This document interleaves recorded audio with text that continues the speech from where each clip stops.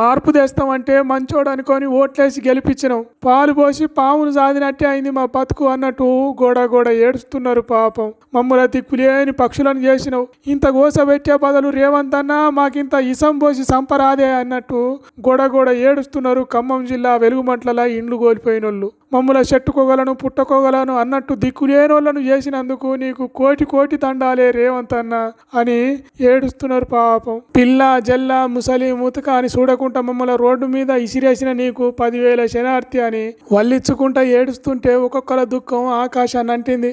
ఖమ్మం జిల్లాల కన్నీళ్లు మున్నేరై పారినాయి. సర్కారు భూములలో మంచిగా ఇండ్లు కట్టుకొని బతుకుతున్న బడుగు జీవులను బజారు పాలు చేసింది రేవంత్ రెడ్డి సర్కారు. మంచాలు కంచాలు చిన్నపిల్లలు వండుకునే తొట్టెల కంచాలు బయట వేసుకొని ఎక్కెక్కి ఏడుస్తున్నారు. ఇదేనా ప్రజాపాలన అంటే?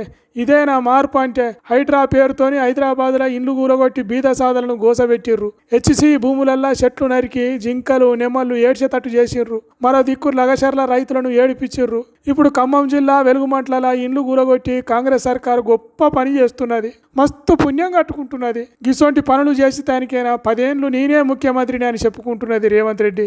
ఉంటే ఉండు, 10 ఏళ్ళు కాదు 20 ఏళ్ళు ఉండు కానీ మాకింత ఇసం పోసి సంపు. ఇల్లు వాకిలి లేకుండా చేసి పిల్లా జల్లలను ముసలి ముతుకను రోడ్డు మీద వేసినవు. ఎంత మంచోనివే రేవంత్ రెడ్డి అన్న అని అనుకుంటా కడుపులున్న దుఃఖాన్ని ఎల్లగక్కుతున్నారు. ఈ గోసలు ఎడబాపేదెవలో కన్నతండ్రి అసలు సర్కారే ఇట్లా చేస్తే ఎవరికి చెప్పుకోవాలో తెలియక తల్లహాడుతున్నారు పాపం. వీళ్ళ బతుకులకు భరోసా ఇచ్చేది ఎవరో ఆ దేవునికే ఎరుక. ఇక